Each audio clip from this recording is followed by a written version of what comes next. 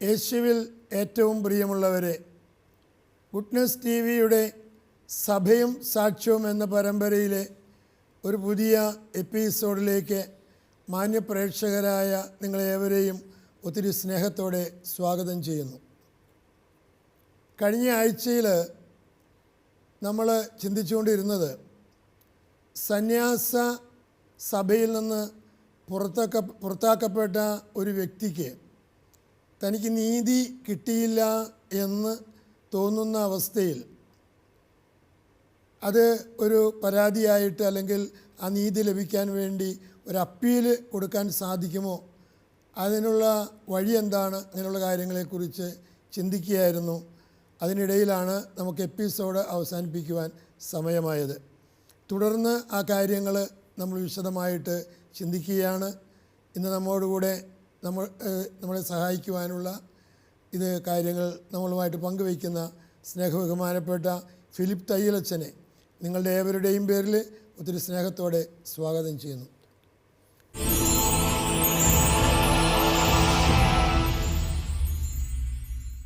നമ്മൾ കഴിഞ്ഞ തവണ സംസാരിച്ചുകൊണ്ടിരിക്കുകയായിരുന്നല്ലോ, ഇങ്ങനെ പരാതിയുള്ള ആൾക്ക് അപ്പീൽ കൊടുക്കേണ്ട എങ്ങനെയാണ്, അതിനെക്കുറിച്ച് ഒന്നുകൂടെ വിശദമായിട്ട് സംസാരിക്കുന്നത് നന്നായിരിക്കുമെന്ന് തോന്നുന്നു. അന്യായമായിട്ടാണ് താൻ സഭയിൽ നിന്നും പുറത്താക്കപ്പെട്ടത് എന്ന് ഏതെങ്കിലും ഒരു സന്യാസിക്കോ സന്യാസിനിക്കോ തോന്നുകയാണെന്നുണ്ടെങ്കിൽ അപ്പീൽ കൊടുക്കാനായിട്ടുള്ള ഉന്നതാധികാര സമിതിക്ക്, ഉന്നതാധികാരിക്ക് അപ്പീൽ കൊടുക്കാനായിട്ടുള്ള അവകാശം സഭയിൽ കാനൻ നിയമം അനുസരിച്ച് നൽകുന്നുണ്ട്. അതിൻ്റെ അടിസ്ഥാനം എന്ന് പറയുന്നത് ഒരു വ്യക്തിക്കും നീതി നിഷേധിക്കപ്പെടാനായിട്ട് പാടില്ല എന്നുള്ളതാണ്. ഓരോ വ്യക്തിയുടെയും സഭയിൽ പ്രവേശിച്ചിട്ടുള്ള, സന്യാസ സമൂഹത്തിൽ പ്രവേശിച്ചിട്ടുള്ള ഓരോ സന്യാസ അംഗത്തിനും ലഭിക്കേണ്ട നീതി ലഭിക്കണം. അപ്പം അതുകൊണ്ട് ഒരു പാത്രിയാർക്കൽ ഒരു സന്യാസ സമൂഹം, പാത്രിയാർക്കസിൻ്റെ കീഴിലുള്ള ഒരു സന്യാസ സമൂഹമാണെന്നുണ്ടെങ്കിൽ ഈ സന്യാസ സമൂഹത്തിലെ ഉന്നതാധികാര സമിതി എടുത്ത തീരുമാനത്തോട് തൃപ്തിയില്ല എങ്കിൽ പാത്രിയാർക്കീസിന് അപ്പീൽ ചെയ്യാം. നേരിട്ട് പാത്രിയാർക്കീസിന് കൊടുക്കാം. ഇല്ല, പാത്രിയാർക്കീസിന് കൊടുക്കാം. അതുപോലെ തന്നെ ഹോളിസിക്ക് കൊടുക്കാം, പരിശുദ്ധ സിംഹാസനത്തിന് അപ്പീൽ ചെയ്യാം. അങ്ങനെ ഈ അടുത്ത കാലത്ത് നമുക്കറിയാം, സഭയിൽ നിന്നും പുറത്താക്കപ്പെട്ട ഒരു സഹോദരി സന്യാസിനി മാർപ്പാപ്പയ്ക്ക് പരാതി കൊടുത്തതൊക്കെ അറിയാം. അതെ, നമുക്കറിയാം.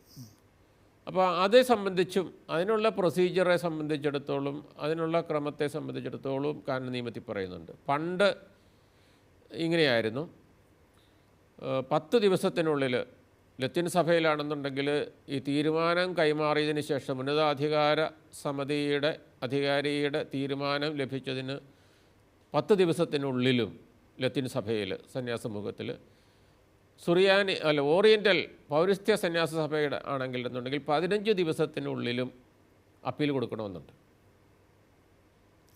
15 ദിവസത്തിനുള്ളിലും.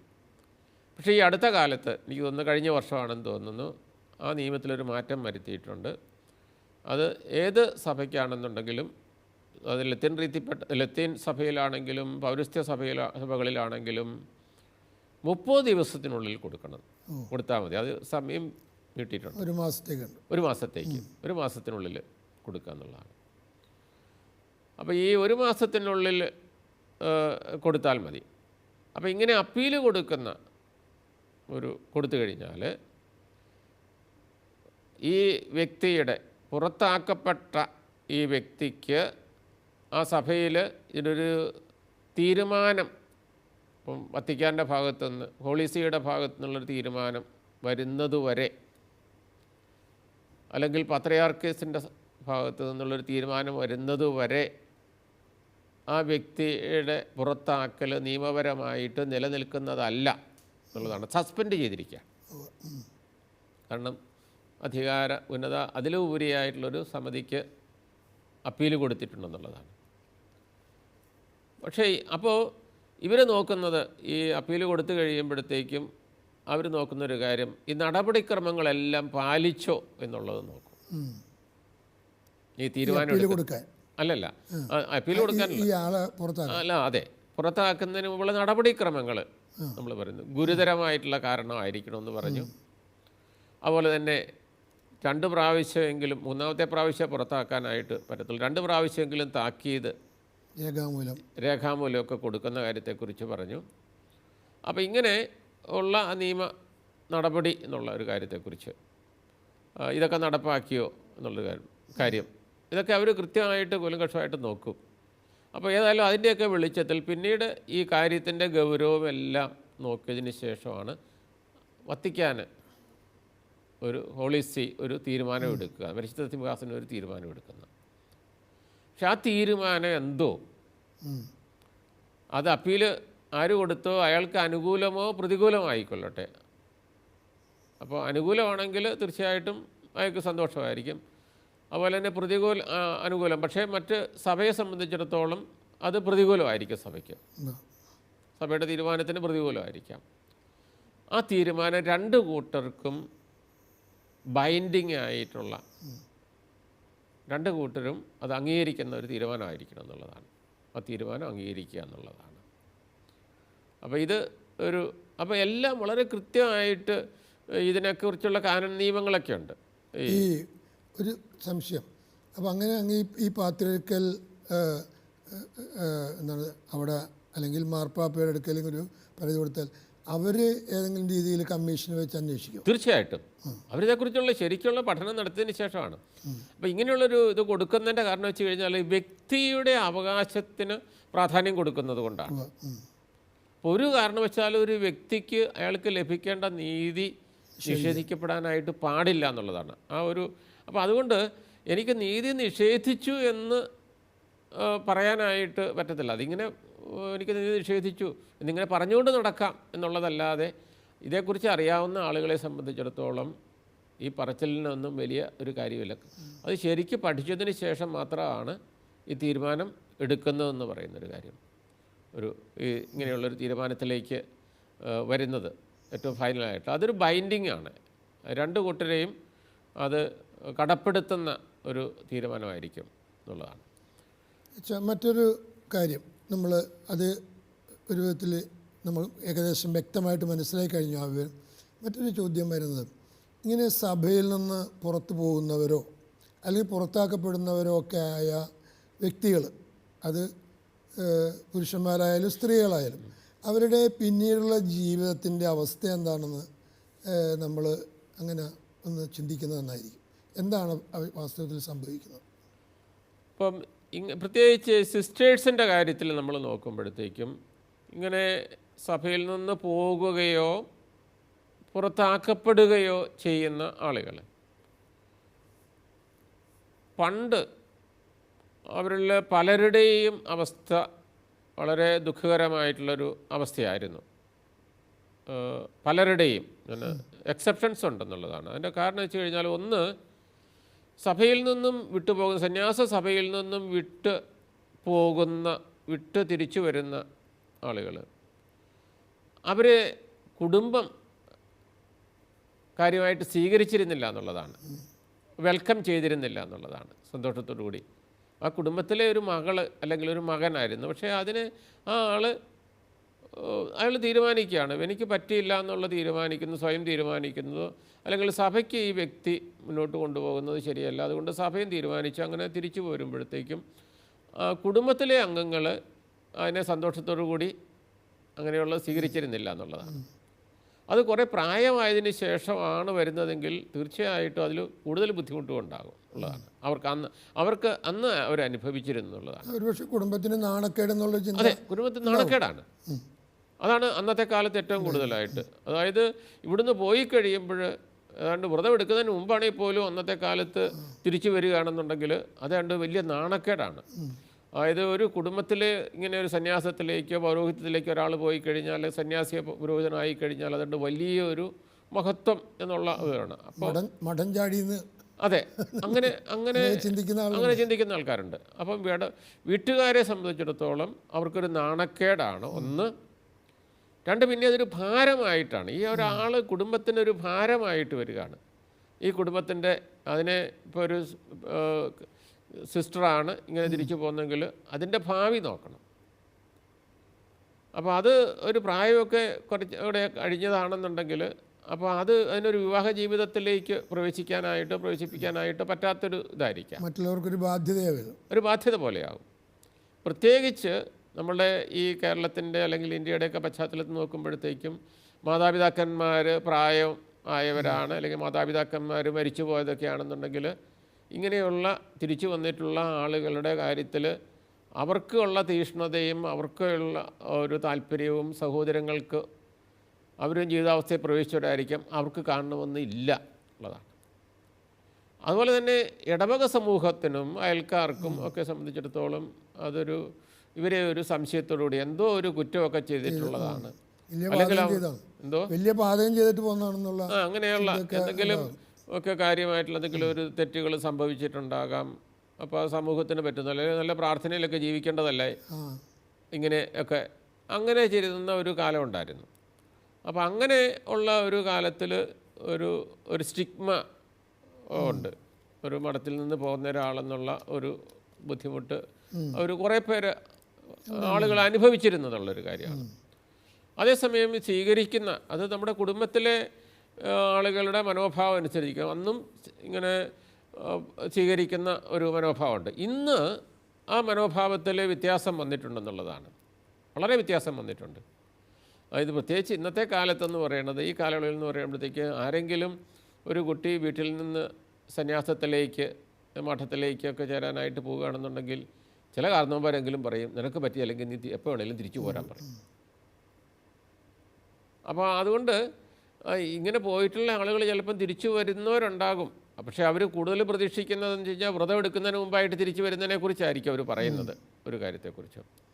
പക്ഷേ അത് കഴിഞ്ഞിട്ട് വരുന്ന ആൾക്കാരെ സ്വീകരിക്കാനായിട്ടുള്ള സ്വീകരിക്കുന്നതിന് വിമുഖത കാണിച്ചിരുന്ന അതിൽ നിന്നും ആ ഒരു മനോഭാവത്തിൽ നിന്നും ഇന്നൊരു അല്പം മനോഭാവത്തിന് മാറ്റം വന്നിട്ടുണ്ട്. പിന്നെ വേറൊരു കാര്യം എന്ന് പറയുന്നത്, ഇന്ന് ഈ വ്രതം കഴിഞ്ഞിട്ട് അല്ലെങ്കിൽ നിത്യവ്രതമൊക്കെ കഴിഞ്ഞിട്ടുള്ള ആളുകൾ പലരും എന്ന് പറഞ്ഞാൽ ഏതെങ്കിലും ഒരു കരിയർ, ഒരു ജോബ് ലഭിക്കത്തക്ക വിധത്തിലുള്ള ഒരു പഠനവും ഒക്കെ സിദ്ധിച്ചിട്ടുള്ളവരായിരിക്കും. പുറത്തു പോയാലും എങ്ങനെയെങ്കിലും നിലനിൽക്ക് പോരാ, ജീവിച്ചു പോരാം, അങ്ങനെ വരുന്ന അങ്ങനെ ഒരു സാഹചര്യം കൂടെയുണ്ട്. പിന്നെ മാത്രമല്ല, പെൺകുട്ടികൾക്ക് മാതാപിതാക്കന്മാർക്ക് കിട്ടേണ്ട വിഹിതം എന്ന് പറയുന്നത് പണ്ടത്തെക്കാളും ഇന്ന് ആളുകൾക്ക് ബോധ്യം മാതാപിതാക്കന്മാർക്കുണ്ട്.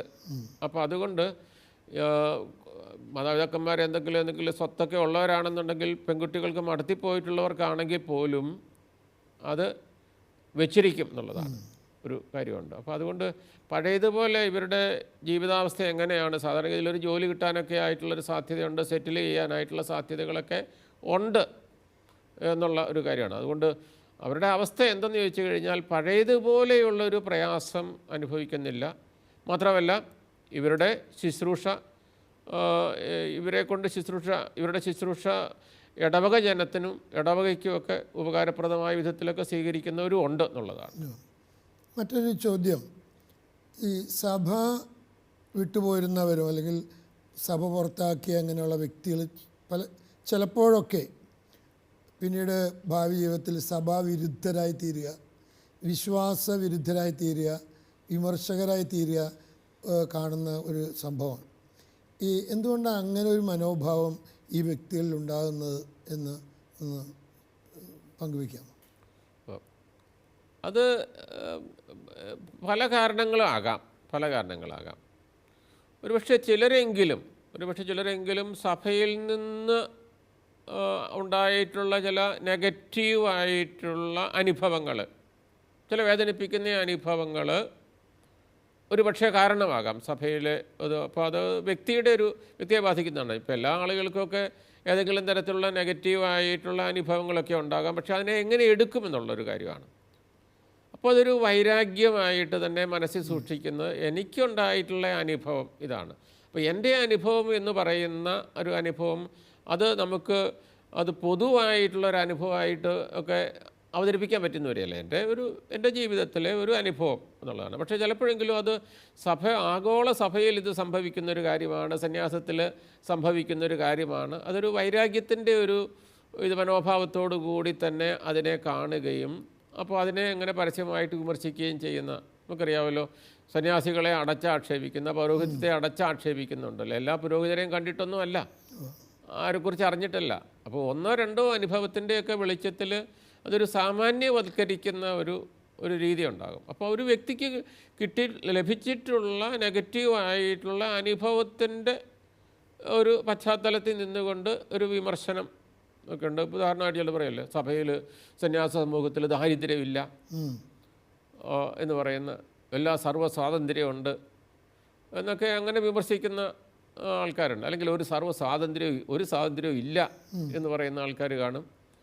അപ്പോൾ ഇത് രണ്ടും ഇതല്ല, സർവ്വ സ്വാതന്ത്ര്യം ഒരു സന്യാസത്തിൽ. നമ്മളൊക്കെ സന്യാസ ജീവിതത്തിൽ ജീവിച്ചിട്ടുള്ള ഒരാളാണ്. അതുപോലെ തന്നെ നമ്മുടെ കൂടെ ജീവിക്കുന്ന ആൾക്കാർ, അവരെയൊക്കെ നമുക്കറിയാവുന്നൊരു കാര്യമാണ്. അപ്പോൾ ഇത് രണ്ടും നമുക്ക് ഉൾക്കൊള്ളാനായിട്ട്, രണ്ട് വിമർശനം ഉൾക്കൊള്ളാനായിട്ട് നമുക്ക് പറ്റില്ല എന്നുള്ളതാണ്. അപ്പം അതൊരു കാരണമായിരിക്കാം.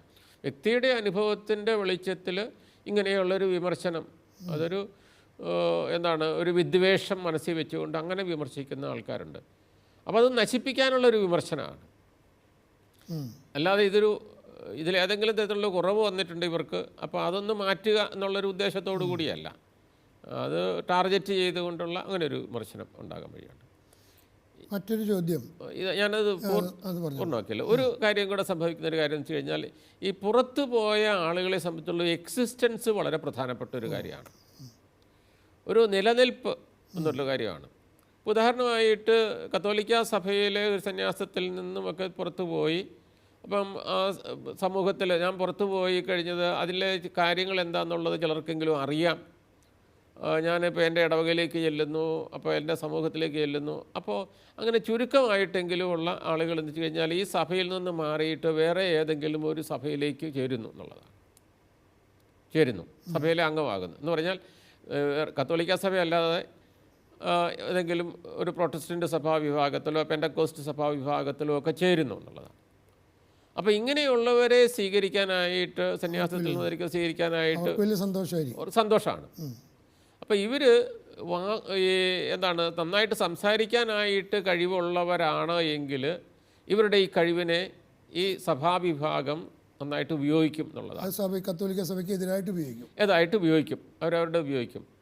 അപ്പോൾ അങ്ങനെയുള്ള ഒന്ന് രണ്ട് പേരെ എനിക്കറിയാവുന്നൊരു അതാണ്.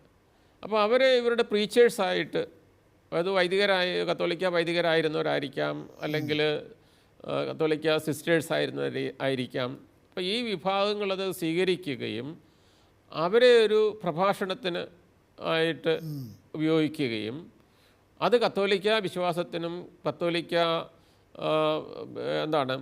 നമ്മുടെ ഓരോ ചടങ്ങിനും ഇങ്ങനെയൊക്കെ ആയിട്ട് എതിരായിട്ടുള്ള വിമർശനം. ഉദാഹരണമായിട്ട് ജപമാല, ഞാൻ എൻ്റെ ജീവിതം മുഴുവൻ മഠത്തിൽ 25 കൊല്ലം ഈ ജപമാല എല്ലാ ദിവസവും 3 പ്രാവശ്യം ചൊല്ലി, പക്ഷേ പിന്നീടാണ് എനിക്ക് മനസ്സിലായത് ഇതിൽ അർത്ഥമില്ല എന്നൊക്കെ പറഞ്ഞു, അതുകൊണ്ട് ഞാൻ സഭ വിട്ടു എന്നൊക്കെ പറഞ്ഞുകൊണ്ടൊക്കെ പ്രസംഗിക്കുന്ന ആൾക്കാരെക്കുറിച്ച് ഒക്കെ നമ്മൾ കേട്ടിട്ടും അവരെ കാണുകയും ചെയ്തിട്ടുണ്ട്. അപ്പോൾ ഞാൻ പറഞ്ഞത്, അപ്പോൾ ഈ ഇതിലത്തെ ഒരു വിമർശനം ഉണ്ടാകും, കാരണം അത് അവരുടെ നിലനിൽപ്പിൻ്റെയും കൂടെ ഒരു ഭാഗമാണ്. അപ്പോൾ അങ്ങനെയും വരാനായിട്ട് ഇടയുണ്ടെന്നുള്ളതാണ്. അപ്പോൾ അതുകൊണ്ട് ഈ വിമർശനം ആകാനായിട്ടുള്ള ഒരു കാരണവും ഇങ്ങനെയുള്ള കാരണമായിരിക്കാം. അപ്പോൾ ഞാൻ ചോദിച്ചു വരുന്നത്, ഇപ്പോൾ ഏതെങ്കിലും സഭ വിട്ടു പോകുന്ന ആ വ്യക്തി അല്ലെങ്കിൽ പുറത്താക്കപ്പെടുന്ന വ്യക്തിയൊക്കെ ആണെങ്കിൽ, ഏത് സഭയിൽ നിന്നാണ് പോയത്, ആ സഭയുടെ അധികാരികൾ അല്ലെങ്കിൽ സഭയായിട്ട് അവർ പിന്നീട് ഈ ആളുകളെ, വിട്ടുപോയ ആളുകളായിട്ട് ബന്ധപ്പെടുകയോ അവരുടെ ഫോളോ അപ്പ്, അവരുടെ ജീവിതത്തിൽ എങ്ങനെ മുന്നോട്ട് പോകുന്നതെന്ന് അന്വേഷിക്കുകയോ അവരെ താങ്ങി നിർത്താനായിട്ട് പ്രത്യേകിച്ച് ജീവിക്കാനായിട്ടുള്ള കാര്യങ്ങൾ ഏതെങ്കിലും രീതിയിൽ അങ്ങനെ സഹായം ചെയ്യുന്ന ഒരു സാധ്യതയുണ്ടോ? അതേക്കുറിച്ച് പറയുമ്പോൾ, സഭ പുറത്താക്കിയ ഒരു വ്യക്തിയാണെന്നുണ്ടെങ്കിൽ ചിലർക്ക് ആ പുറത്താക്കല്, ചിലരെ സംബന്ധിച്ചുള്ള കൺവിൻസ്ഡ് ആകും, എന്നെ പുറത്താക്കിയതിന് ന്യായമായിട്ടുള്ള കാരണമുണ്ട്, അതുകൊണ്ട് എനിക്ക് സഭയോടൊരു പ്രയാസം വെച്ചുകൊണ്ട് വിദ്വേഷം വെച്ചുകൊണ്ട് ഇരിക്കേണ്ട കാര്യമൊന്നുമില്ല എന്ന് ശരിക്ക് പക്വതയോടുകൂടി അവരുടെ സഭയുടെ തീരുമാനത്തെ, സന്യാസ സഭയുടെ തീരുമാനത്തെ അംഗീകരിക്കുന്ന വ്യക്തികളുണ്ട്. അങ്ങനെയുള്ള വ്യക്തികളുണ്ട്. അവർ സഭയായിട്ട് തുടർന്നും പുറത്തു പോയാൽ പോലും തുടർന്ന് ബന്ധപ്പെടും. പക്ഷേ ചിലർ ബന്ധപ്പെടുകയില്ല. ഇനി വേറെ ചിലർ സ്വന്തം ഇഷ്ടപ്രകാരം സഭയ്ക്ക് നിന്ന് പുറത്തു പോകുന്ന തീരുമാനപ്രകാരം പുറത്തു പോകുന്ന ആൾക്കാരുണ്ടാകും. അപ്പോൾ അവരെ സംബന്ധിച്ചോളം അവർ സഭയുമായിട്ട് ബന്ധപ്പെടാനായിട്ട് ആഗ്രഹിക്കുകയും ബന്ധപ്പെടുന്നവരും ഉണ്ടെന്നുള്ളതാണ്. പക്ഷേ സഭയുടെ നിലപാട് എന്താണ്? അതാണ് സാറിൻ്റെ ചോദ്യം എന്ന് പറയുന്നത്. അവരോടുള്ള സഭയുടെ നിലപാട് എന്താണെന്നുള്ളൊരു കാര്യമാണ്. പണ്ട് സംബന്ധിച്ചിടത്തോളം ആരും കഴിയുന്നതും അവരുമായിട്ട് ബന്ധപ്പെടുകയല്ല. പണ്ട് അങ്ങനെയാണ്. ഞാൻ പറയുന്നത് കുറേ വർഷങ്ങൾക്ക് മുമ്പ്, ഒരു 10-30 വർഷം 40 വർഷമൊക്കെ മുമ്പ് പൊതുവിൽ അങ്ങനെയാണ്. ഞാൻ എല്ലാ സഭകളുടെയും കാര്യത്തിൽ അല്ല പറയുന്നത്, പൊതുവിൽ അങ്ങനെയാണ്. അങ്ങനെ ആൾക്കാർ എന്താണെന്ന് വെച്ച് കഴിഞ്ഞാൽ, പ്രത്യേകിച്ച് സെമിനാരിൽ നിന്നൊക്കെ പോരുന്ന ആൾക്കാർ, എക്സ് സെമിനാരിയൻസ് പറഞ്ഞാൽ അവർ വീണ്ടും സെമിനാരി സന്ദർശിക്കുന്നതോ അവരെ കോൺടാക്റ്റ് ചെയ്യുന്ന ഇവിടെയുള്ള സെമിനാരിക്കാർ എക്സ് സെമിനാരിയൻസിനെ കോൺടാക്റ്റ് ചെയ്യുന്നതൊക്കെ നിരുത്സാഹപ്പെടുത്തിക്കൊണ്ടിരുന്നു. കാരണം അവർ ഇവിടെ വന്ന് വീണ്ടും വന്ന് സന്ദർശിക്കുകയൊക്കെ ചെയ്തു കഴിഞ്ഞാൽ ഇവിടെയുള്ള ആളുകൾക്ക് ദൈവവിളിയിൽ എന്തെങ്കിലും ഒരു ഇളക്കം വരുമോ എന്നുള്ളൊരു ഭയമൊക്കെ ആയിരുന്നു അന്നത്തെ ഉണ്ട്. അതുകൊണ്ട് ഇവരുടെ കാര്യത്തിൽ അങ്ങനെ കൂടുതലായിട്ട് ശ്രദ്ധിക്കുകയോ ഇവരെ തിരിച്ചെന്ന് പറയുമ്പോഴത്തേക്ക് ഇവരുടെ സന്ദർശനം, ഈ മഠങ്ങളിലുള്ള സന്ദർശനം ഒന്നും പ്രോത്സാഹിപ്പിക്കുകയോ ചെയ്തിരുന്നില്ല എന്നുള്ളതാണ്. ഇന്ന് ആ സ്ഥിതിക്ക് മാറ്റം വന്നിരുന്നുള്ളതാണ്. അപ്പോൾ ഇവരെ ഫോളോ അപ്പ് ചെയ്യുന്നുണ്ട്. ഇപ്പം പല സന്യാസിനി സമൂഹങ്ങളും എന്ന് പറയുന്നത് ഇങ്ങനെ പുറത്തു പോയിട്ടുള്ള ആളുകളെ സെറ്റിലാക്കാനായിട്ട് ഏതെങ്കിലും തരത്തിൽ അവർക്കൊരു ജോലി ലഭിക്കത്തക്ക വിധത്തിലുള്ള ഒരു ക്രമീകരണം ഒക്കെ മിക്കവാറും സഭകൾ ചെയ്യും. അപ്പോൾ അവർ പിന്തുടരുന്നുണ്ട്, ഇവരുടെ ക്ഷേമകാര്യങ്ങൾ അന്വേഷിക്കുന്നുണ്ട്, പറ്റുന്നതുപോലെയുള്ള സപ്പോർട്ട്, ഈവൻ സാമ്പത്തികമായിട്ടുള്ള സപ്പോർട്ടുകളും ഇവർക്ക് നൽകുന്നുണ്ടെന്നുള്ളതാണ് എനിക്ക് മനസ്സിലാക്കാനായിട്ട് സാധിക്കുന്നത്. മറ്റൊരു ഈ എപ്പിസോഡ് അവസാനിക്കുന്നതിന് മുമ്പ് ഒരു അവസാനത്തെ ചോദ്യം. പണ്ടൊക്കെ സന്യാസികളെക്കുറിച്ചൊക്കെ അല്ലെങ്കിൽ സന്യാസ ജീവിതം അനുഭവിക്കുന്ന ആളെ കുറിച്ച് വലിയ മതിപ്പും ബഹുമാനവും ഒക്കെ സമൂഹത്തിലുണ്ടായിരുന്നു. പക്ഷേ ഇന്ന് കാലക്രമേണ അതൊക്കെ സമൂഹത്തിൽ കുറഞ്ഞു വരികയാണ്. എന്തുകൊണ്ടായിരിക്കും അങ്ങനെയുള്ളൊരു മനോഭാവത്തിൽ മാറ്റം സമൂഹത്തിലുണ്ടായിക്കൊണ്ടിരിക്കുന്നത്? സാറ് പറഞ്ഞതുപോലെ പണ്ടുണ്ടായിരുന്ന ആ ഒരു ആദരവ്, സ്നേഹം, ബഹുമാനം സന്യാസിനികളോട് ഇന്ന് പൊതുവെ ആളുകൾക്കില്ല എന്ന് ഒരു തോന്നൽ ഉണ്ടായിട്ടുണ്ട്. അതിൽ ഒരു കാരണം എന്ന് പറയുന്നത് സന്യാസത്തിൽ അല്ലെങ്കിൽ സന്യാസ സമൂഹത്തിലെ ചില അംഗങ്ങളുടെ ഭാഗത്തു നിന്നുള്ള വീഴ്ചകൾ, ആ വീഴ്ചകളെക്കുറിച്ച് പൊതു സമൂഹത്തിലുള്ള ചർച്ചകൾ, അത് ഒരു കാരണമായിട്ടുണ്ട്. കാരണം വെച്ച് കഴിഞ്ഞാൽ സന്യാസത്തെക്കുറിച്ചുള്ള ഒരു ധാരണ, സന്യാസം എന്ന് പറഞ്ഞാൽ എന്തായിരിക്കണം, എന്തായിരിക്കരുത്, ഒരു സന്യാസിയുടെ ഐഡൻറ്റിറ്റി എന്താണ് എന്നുള്ള അല്ലെങ്കിൽ ഒരു സന്യാസിനിയുടെ ഐഡൻറ്റിറ്റി എന്തായിരിക്കണം, ഇയാളെങ്ങനെ ആയിരിക്കരുത് എന്നുള്ളതിനെക്കുറിച്ചുള്ള ഒരു ധാരണ ഒരു സമൂഹത്തിനുണ്ട്. എന്താണെങ്കിലും ശരി, അത് വിശ്വാസികളുടെ സമൂഹത്തിനായിക്കൊള്ളട്ടെ, ക്രൈസ്തവ സമൂഹത്തിനായിക്കൊള്ളട്ടെ, അക്രൈസ്തവ സമൂഹത്തിനായിക്കൊള്ളട്ടെ, ഒരു ധാരണയുണ്ട്. ഒരു സന്യാസി എന്ന് പറഞ്ഞത് ഇങ്ങനെ ആയിരിക്കണം, അയാളുടെ ജീവിതശൈലി ഇങ്ങനെ ആയിരിക്കണം, അത് പ്രതീക്ഷിക്കുന്നുണ്ട്.